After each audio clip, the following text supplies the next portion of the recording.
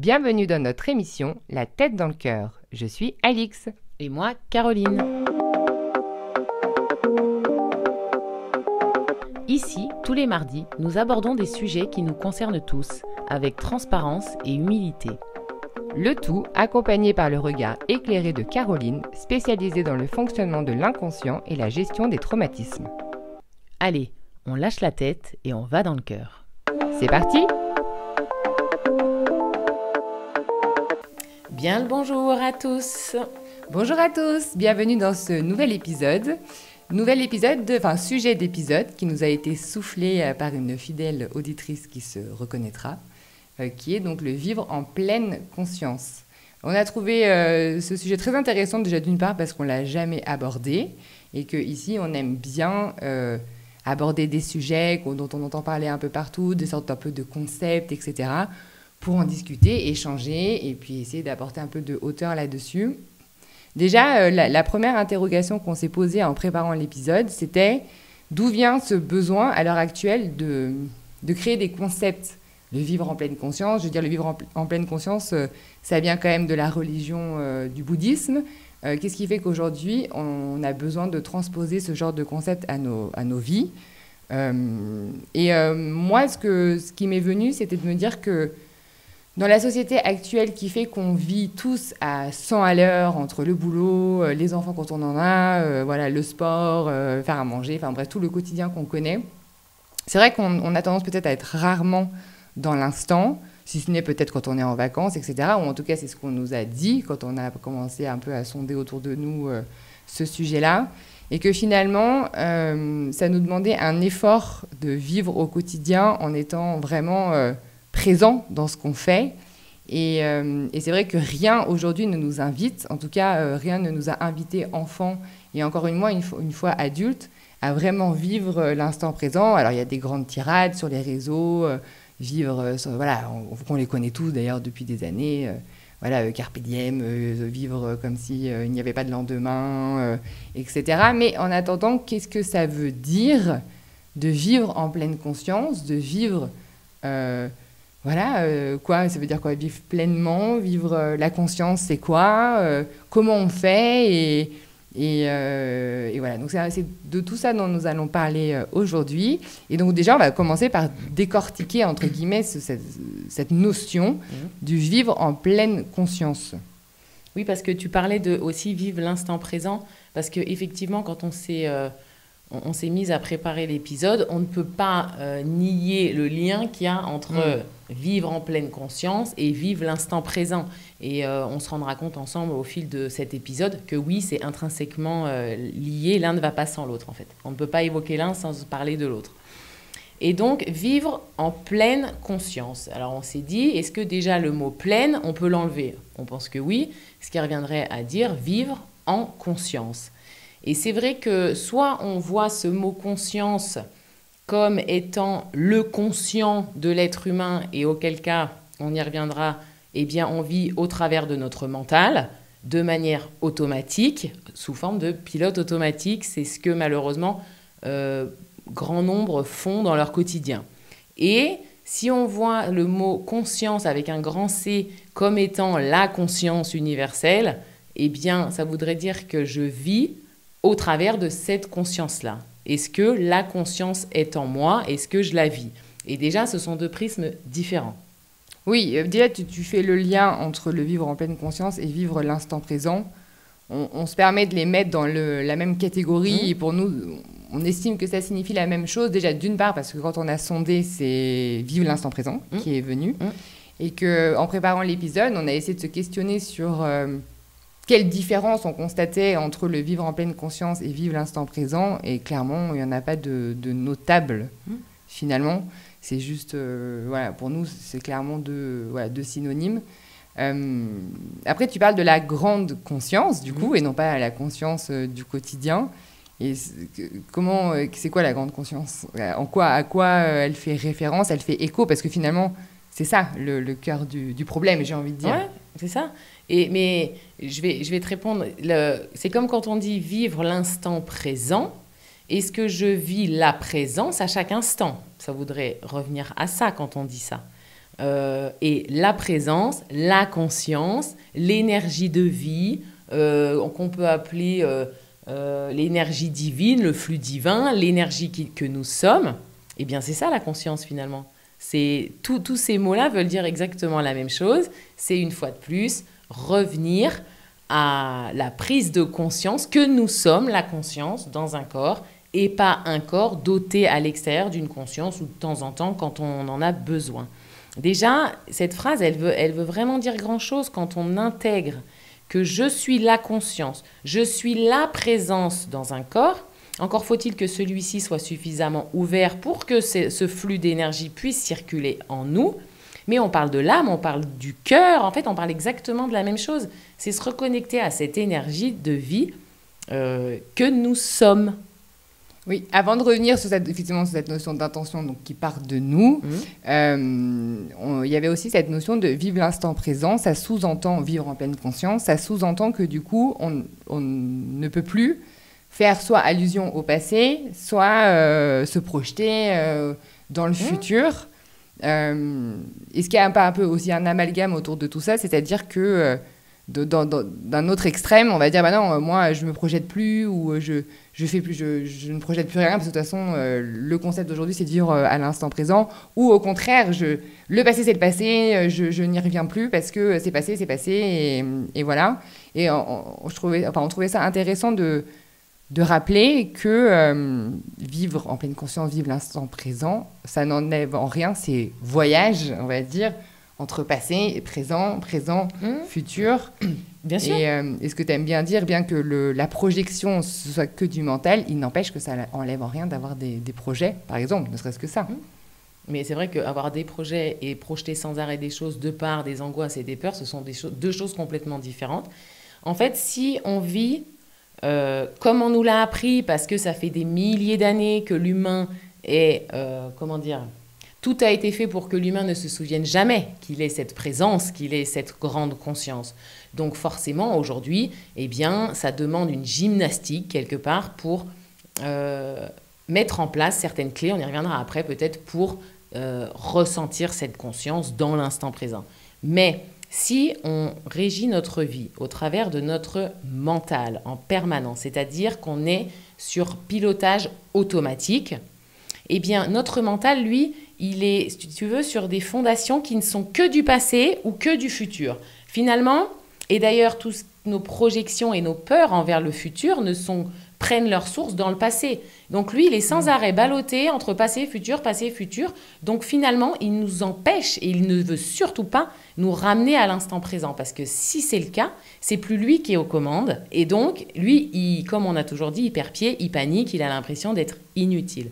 Tandis que si on intègre cette grande conscience que nous sommes avant tout, eh bien, on peut rééduquer notre mental et s'en servir comme un outil de compréhension, d'analyse, parce qu'on en a besoin encore de ça.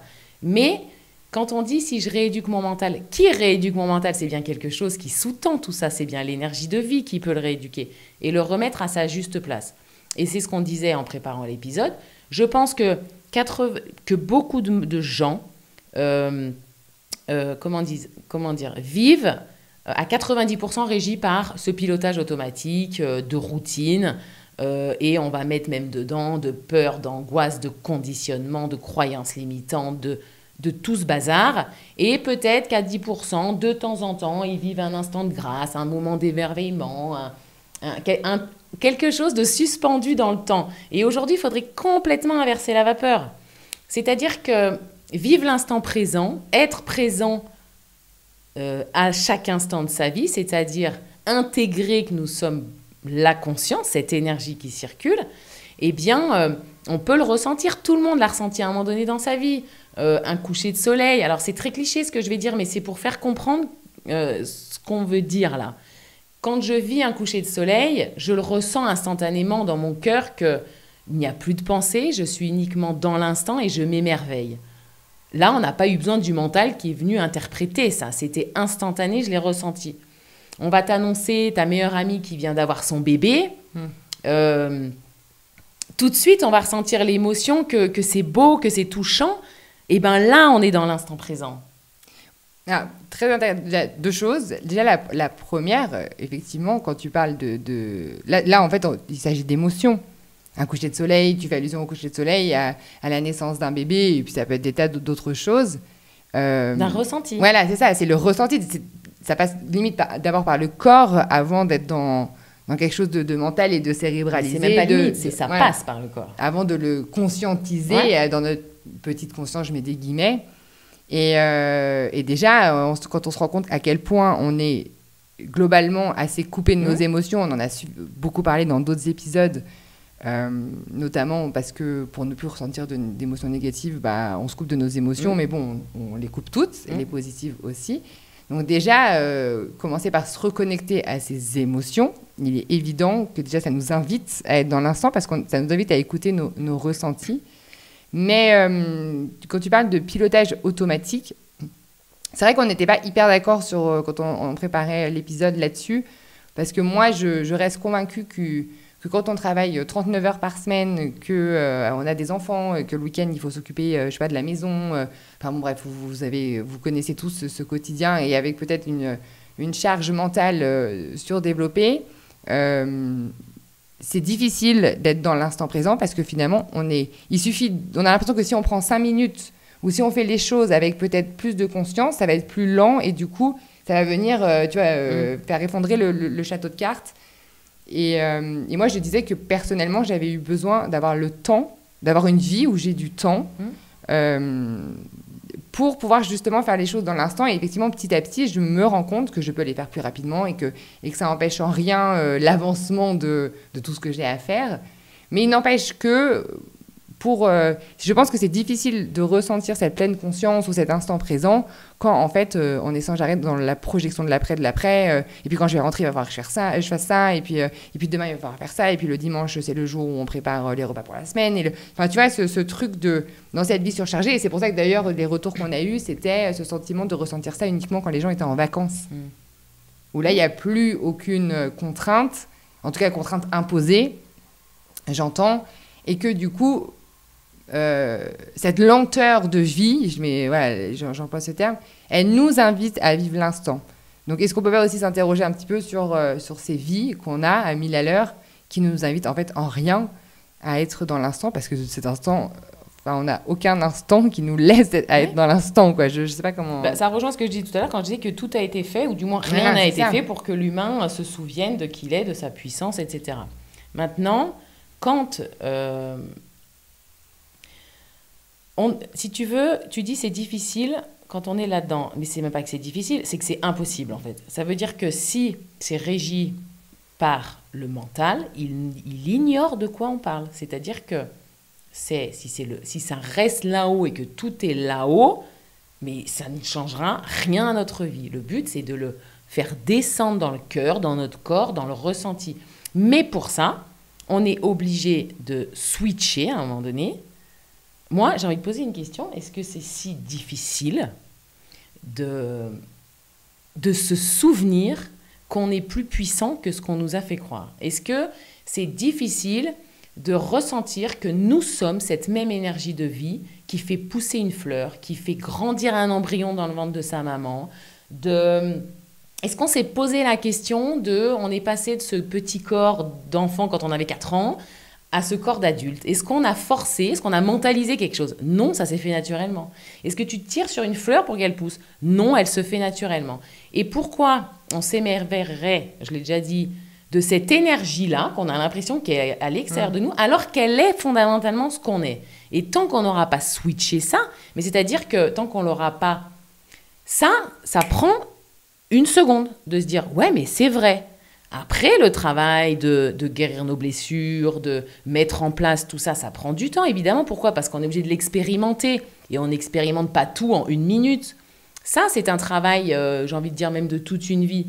Mais ne serait-ce que de switcher un petit peu le regard posé sur tout ça, est-ce que c'est si compliqué de se détacher de toutes ces croyances qui font qu'en fait, on a une vie de merde et qu'on en souffre? Est-ce que c'est si compliqué de revenir à quelque chose qu'on est fondamentalement? Ça, c'est une question que je me pose. Est-ce que, finalement, pourquoi on s'accroche à des choses qui ne fonctionnent pas et qui ne fonctionnent plus, alors que on est plus puissant que ça. Est-ce que c'est si difficile de renouer avec ça? Parce que je pense que peu de personnes ressentent ça, parce que déjà d'une, encore une fois, on ne nous l'apprend pas, en tout cas dans l'éducation globalement qu'on a peut-être tous reçue, on ne nous invite pas dans cette grandeur. Rien n'est fait pour encourager l'enfant. L'enfant, il est rabaissé, l'enfant, il est peut-être par moments humilié, il est moins respecté qu'un adulte. Enfin, toutes ces choses qui font que, effectivement, une fois adulte, on est amoindri, et en tout cas, donc ça demande quand même ce cheminement, et d'ailleurs, on le sait, de cette reconnexion à cette pleine puissance, moi que j'aime appeler, pour reprendre ce pouvoir. C'est ce qu'on fait d'ailleurs dans nos ateliers de la tête dans le cœur en webinaire. Et on se rend compte à quel point il y a un monde, et aussi, je me permets de dire ça parce que je l'expérimente, et je l'ai expérimenté récemment. Alors, il y a 12 000 couches d'oignons avant d'arriver, ou il peut y avoir en tout cas beaucoup de couches d'oignons avant d'arriver à se reconnecter à son cœur, à sa puissance, à sa grande conscience. Et après, l'interrogation de pourquoi est-ce qu'on ne le fait pas, c'est tout ça, c'est cette vie. C'est des conditionnements. C'est l'impression que la vie, c'est d'avoir un CDI, une maison et des enfants et un chien. C'est cet énorme conditionnement où, ce que j'ai déjà souvent dit dans des épisodes, où on nous a dit, la vie, c'est ça. Si tu sors de ce chemin et de ce cadre-là, tu n'es plus dans le vrai. Moi, j'ai grandi avec cette idée-là, que je faisais ce qu'il fallait faire en bonne élève. Mais en fait, non. Enfin, je fais... Du moment où tu te reconnectes à toi, tu fais les choix qui font sens en fonction de tes ressentis et de ton cœur. Et pourquoi est-ce qu'on reste effectivement dans un quotidien qui nous empêche de vivre en pleine conscience, de vivre l'instant présent, d'être peut-être mieux? Ça, j'en sais rien. Peut-être que les auditeurs peuvent se poser la question. En tout cas, on a besoin aujourd'hui, il n'empêche, d'avoir ces concepts qui émergent. On a besoin de mettre un mot sur le fait de vivre, en fait, tout simplement. Vivre, parce qu'en fait, dans ces deux phrases, il y a le mot vivre. Voilà, je veux dire, aujourd'hui, on a besoin d'entendre... On a tellement été coupés de tout ça, que du coup, on est obligé de trouver des expressions pour arriver à nous dire, attends, la vie, c'est pas ça, c'est pas ce pilotage automatique et les 5 semaines de vacances où tu vas être bien. Enfin, en tout cas, moi, personnellement, je refuse de vivre cette vie-là. Et voilà, et donc derrière, ça implique forcément des choix et une certaine descente en soi-même. Et tout l'intérêt qu'on disait de ne pas rester... L'instant présent, c'est pas rester figé au présent et faire l'autruche sur le passé et faire l'autruche sur le futur. Mais pas du tout. La pleine conscience, c'est aussi avoir pleinement conscience de la vie qu'on a vécue au passé, de nos traumas, de nos pensées limitantes, qui aujourd'hui, de nos fausses croyances, qui aujourd'hui nous freinent dans notre propre ressenti, dans tous nos ressentis et dans notre vie, au quotidien. Et tout à l'heure, tu parlais, on aurait l'impression que si on est dans cette pleine conscience, dans l'instant présent, on n'aura peut-être pas rempli toutes les tâches qu'on voulait faire et qu'on ne sera pas aussi efficace, etc. Alors que c'est tout l'inverse. C'est-à-dire que si je décide une petite astuce à mettre comme ça en pratique au quotidien, finalement, vivre l'instant présent, être en conscience, c'est être à ce que je fais. Être à ce que je fais. C'est-à-dire que ce que je fais, je le fais et je fais uniquement ça, en fait. Je coupe mes oignons, je coupe mes oignons. Je ne suis pas en train de me dire, après, il va falloir que je fasse ça et ça et ça. Je suis pleinement en train de couper mes oignons. Je fais mon ménage, je fais mon ménage. C'est-à-dire que je fais mes vitres, je suis en train de faire mes vitres. Je ne suis pas en train de penser à autre chose ou en train de m'agiter dans tous les sens parce qu'après, j'ai la spie et qu'après, j'ai ça et ça et ça. Et on se rend compte que plus je suis en grande conscience dans ce que je fais dans l'instant, et finalement, plus je laisse circuler l'énergie en moi, et donc plus les tâches, entre guillemets, ou tout ce que je dois faire dans la journée, ça va s'imbriquer de manière fluide, tranquille et naturellement, bien plus que si c'était régi par l'énervement, l'angoisse, le stress de tout ce que j'ai à faire. Et ça n'empêche pas de se dire, eh bien tiens, là, il faut que je programme certaines choses dans ma semaine, des rendez-vous, etc. Eh bien, je prends une demi-heure pour programmer ma semaine. Il n'y a aucun problème à ça. On n'est pas en train de dire qu'il faut s'arrêter de vivre. Mais c'est d'où ça part en moi. Est-ce que ça part de ma tête, qui, elle, est toujours dans l'agitation et tout ce que vous connaissez des conditionnements, ou est-ce que ça part de mon cœur, on va dire ça comme ça, ou de ma grande conscience qui va régir 10 fois mieux les choses, finalement. En fait, il n'y a que du bénéfique et du positif à vivre à travers cette conscience. ça se fera mieux, on sera plus efficace, on aura plus d'énergie, parce que si c'est régi par le mental, c'est fatigant, c'est usant en fait, c'est énergivore. Quand tu parles tu fais cette analogie là avec le fait de couper ses légumes, etc. Moi, personnellement, cuisiner, de temps en temps, je vais le faire sans musique, sans podcast, etc. Ou je vais le faire avec mes enfants et ce sera un moment convivial et de partage. 9 fois sur 10, ça me fait suer.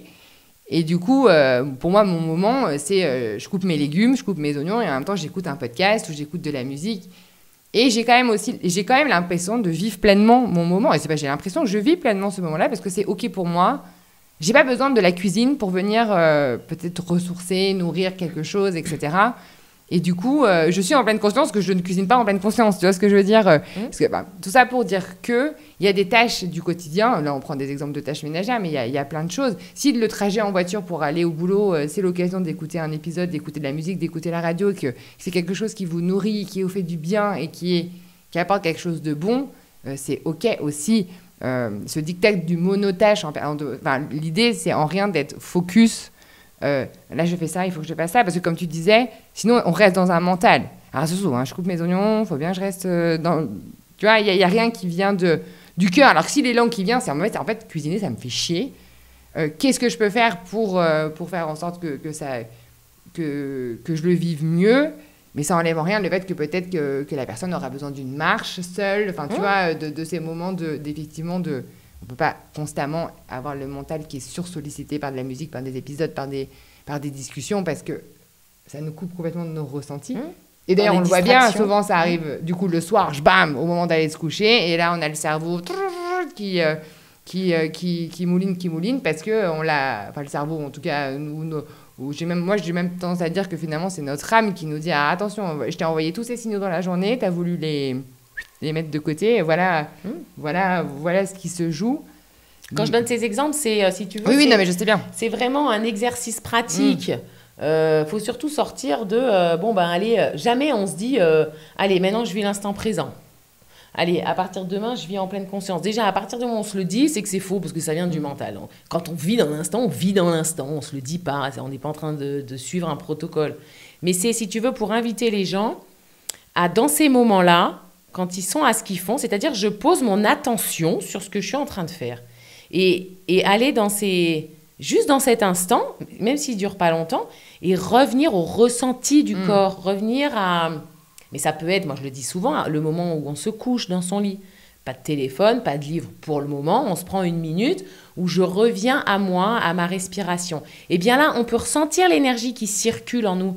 Et bien c'est ça la conscience qui peut enfin s'exprimer à travers nous. Et elle n'est pas court-circuitée parce que tout se passe dans la tête.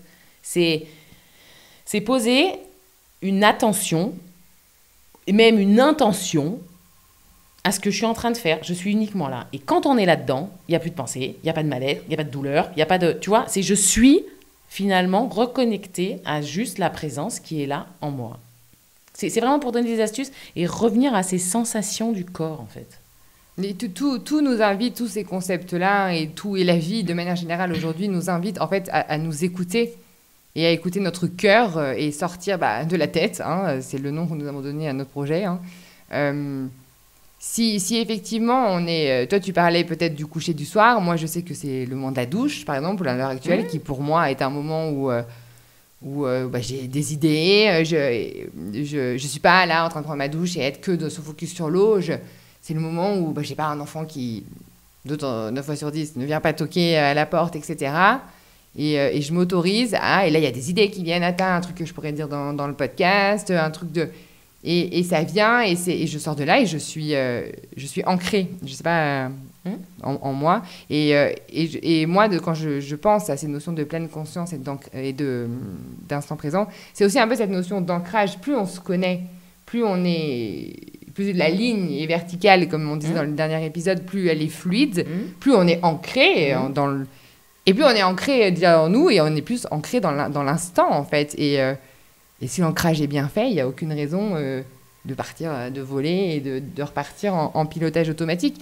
Mais je crois qu'il ne faut pas se mentir et accepter que quand effectivement on décide d'être dans l'instant et dans le ressenti, il y a peut-être des choses négatives qui vont... C'est même sûr qu'il y a des choses peu agréables qui vont remonter. Et c'est là où il va falloir aller dans l'ascenseur. Je vous invite à écouter le dernier épisode. Et à pas faire l'autruche et dire non, attends, on a dit qu'on était dans l'instant. Bah non, regarde, quand tu es dans l'instant, c'est ça bien sûr, qui vient. Alors, qu'est-ce que c'est ça de positif ou alors c'est cette émotion négative là vas-y, va voir dans ton passé ce qui t'a amené à ressentir ça, libère-le et reviens à l'instant et puis avance. Et voilà, et plus... Oui, c'est très juste. Tu fais très bien de le dire, ça. Parce que plus on sera là-dedans, plus on sera amené à vivre ces moments où, effectivement, ça remonte parce que notre âme, elle se dit, enfin, elle est avec moi, là. Donc, je peux lui amener des choses que je suis venue libérer, finalement, en venant ici. Tu as entièrement raison de le souligner.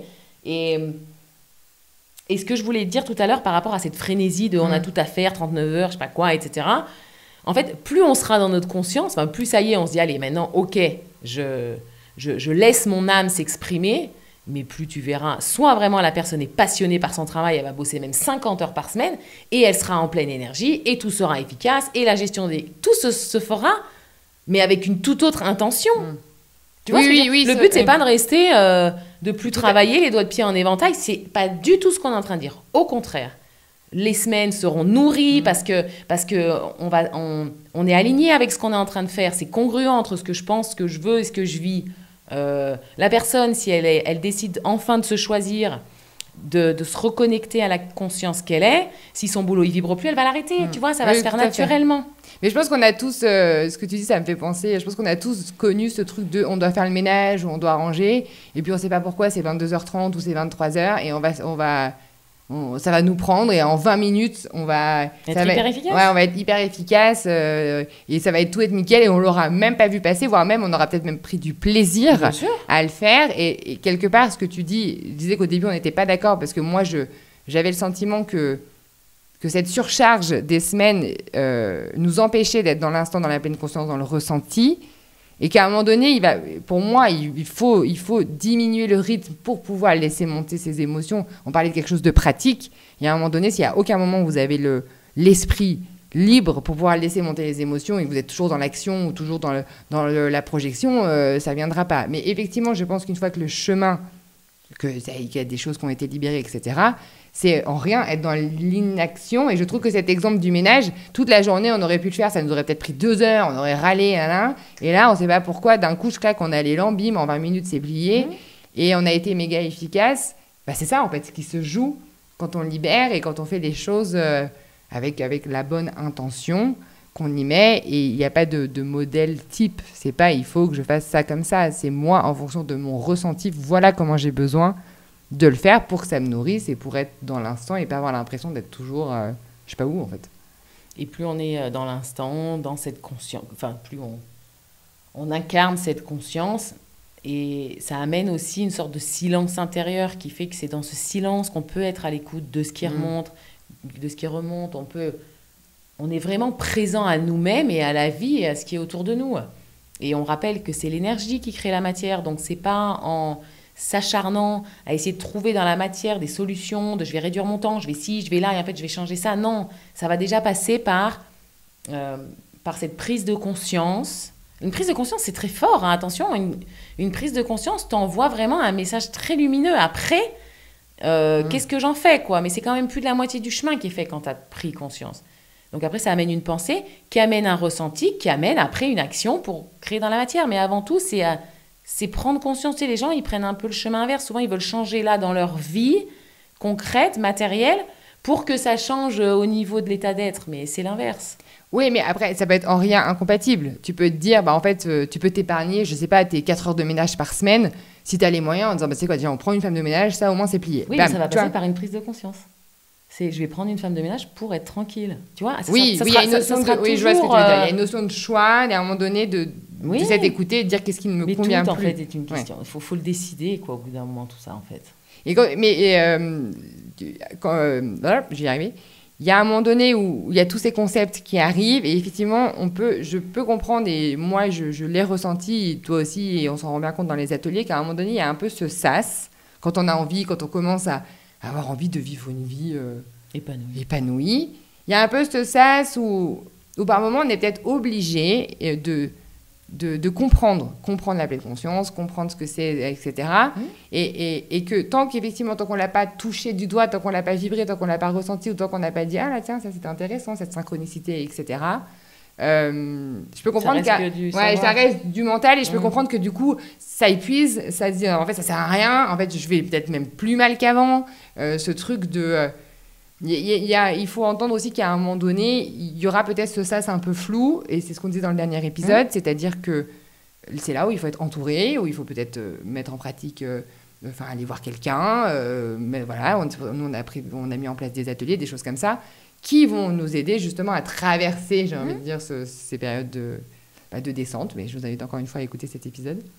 Mais du moment où, une fois, on aura ressenti vraiment, je ne sais pas, une synchronicité, quelque chose où on s'est dit, là, il y a quelque chose qui s'est joué sur un autre plan, c'est pas possible, on l'a vécu lors de notre dernier atelier, c'était très fort. Là, déjà, ça ouvre une nouvelle porte, on se dit, ah ouais, ok. Mais voilà, il y a cette notion de... Il faut que ça passe de la connaissance, du savoir à la pratique. Il faut que ça descende, quoi, à un moment donné. Ça ne peut pas rester... Il y en a, ils sont incollables sur tous les concepts, quels qu'ils soient. Et en fait... rien n'est manifesté. Mais rien n'est manifesté, rien n'est descendu, j'ai envie de dire, dans le cœur pour vraiment... Et ça, c'est de l'expérimentation, c'est de la compréhension, c'est de la connaissance de soi. C'est de se lâcher, de se libérer, etc. Et il n'y a aucun problème que ça passe par le mental. Oui, voilà, bien sûr. C'est un outil qui, là, nous sert, pour le coup. Moi, ce serait mentir que de dire que moi, c'est venu comme ça, hein, j'ai ressenti du jour au lendemain. Mais aucunement. J'étais très, très, très mentale. J'avais besoin, et j'ai besoin encore de comprendre, etc. Mais à un moment donné où cette compréhension qui prend tout l'espace, en fait, elle est juste ce petit canal qui permet, mais le reste est plus grand, quoi.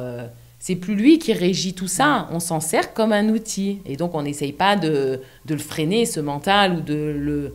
Non, on s'en sert comme un outil de compréhension. Et bien sûr qu'on a besoin de comprendre pour après que ça descende et que ça s'intègre. On aime à rappeler quand même qu'on est composé 95% d'inconscient et 5% de conscient. Donc, on a beau essayer de le surconscient mental, on a beau essayer de le surinvestir on se rend bien compte que 5%, c'est peu par rapport à tout cet invisible qui est en nous et que donc si on pose pas un regard ou si on n'écoute pas cet inconscient qui nous parle à travers notre âme, à travers notre cœur, à travers c'est épuisant en fait. c'est ça aussi qui nous épuise de forcer ce mental en permanence, bien que, comme tu le dis, il nous sert aussi, mais à notre service. S'il est servi à sa juste place, juste quantité, juste valeur, c'est pas lui qui régit notre vie. Donc, comme tu disais, d'un point de vue concret, parce que c'est important aussi, Caroline a donné des petites astuces. Toi, c'est vrai que tu aimes bien les moments peut-être du coucher et du lever, parce que c'est sûrement des moments où on est seul. Prendre 1 minute. Après, ça peut être quand vous faites votre sport, quand vous... peu importe quoi. Peut-être qu'au début, ça nécessitera peut-être effectivement de le laisser son téléphone de côté, de le poser avant une balade et dire moi, je sais qu'aujourd'hui, je me force le matin à ne pas regarder mon téléphone tout le temps où je bois mon café, où on prend le petit-déj avec les enfants, où on les prépare pour aller à l'école, etc. Parce que sinon, déjà, ça me met dans un truc de... Ça me rentre trop violemment dans la vie là, d'Internet, etc. Et ça vient m'envahir, alors que ce matin-là, que de prendre le temps d'être juste le matin, je me rends compte que c'est beaucoup plus doux, en fait. Donc voilà, donc peut-être trouver des petites... Effectivement, déjà passer par des petites astuces du quotidien, et surtout s'il y a des émotions qui remontent, parce que quand on a squeezé un peu trop, fait un peu trop l'autruche, s'autoriser à aller dedans, mais les deux sont indissociables, quoi. Absolument. Oui, ça peut passer, on va se dire, peut-être que ça peut être chiant pour certains, c'est vrai, de se dire, au début ça peut être un peu pénible, on peut se dire, mais en fait, très naturellement, déjà on y trouve satisfaction, et en fait ça devient un automatisme, mais bien plus bénéfique. Oui, remettre de la gratitude, ça devient une satisfaction si on est capable de se dire, donc cette balade-là, je l'ai savourée. Ouais. Elle m'a fait du bien, même si c'était 30 secondes de ressenti, de grâce, d'être présent, de pleine conscience. Ça nous invite aussi, je trouve, vivre l'instant présent, à être aussi dans la gratitude de ce qui est. C'est quelqu'un qui nous a fait ce retour-là qu'elle ressentait le besoin d'être plus dans la gratitude de ce qu'elle avait, de sa famille, etc. Et voilà, et c'est aussi important, c'est pas en aucun cas mettre son focus que sur le négatif ou que sur s'automarteler en permanence. C'est aussi être capable d'apporter un peu de légèreté, de joie, de gratitude et de vie positive, quoi. Est-ce que tu voulais rajouter quelque chose ? Il me semble que j'ai dit ce que j'avais à dire, donc pour moi c'est ok. Voilà, c'est comme d'habitude. Si vous avez des questions, des interventions, des interrogations, je vous invite à nous envoyer, soit nous laisser un petit commentaire, soit nous envoyer des messages sur les réseaux. Pour les personnes qui sont à La Réunion, nous organisons une conférence le dimanche 8 décembre à 15h15 sur Petite Île. Donc, je vous invite fortement à nous rejoindre pour pouvoir en apprendre, pour apprendre beaucoup de choses sur vous-même. Et c'est toujours des moments remplis de bonnes énergies. Tout à fait. Et puis même si vous avez peut-être des sujets que vous aimeriez que l'on aborde, vous pouvez nous les partager avec grand plaisir. Tout à fait. Ce sujet nous a été soufflé par l'une d'entre vous. Donc vraiment, je vous invite à nous envoyer toutes vos idées, toutes vos questions. Et nous, ça vient nourrir aussi nos épisodes. Eh bien, on espère vraiment que ça a semé des graines en vous. On ne détient aucune vérité universelle. On partage ce qu'on vit, tout simplement.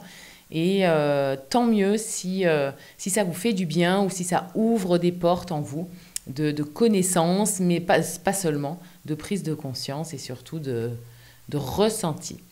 On vous embrasse fort et on vous dit à très bientôt les amis. À bientôt.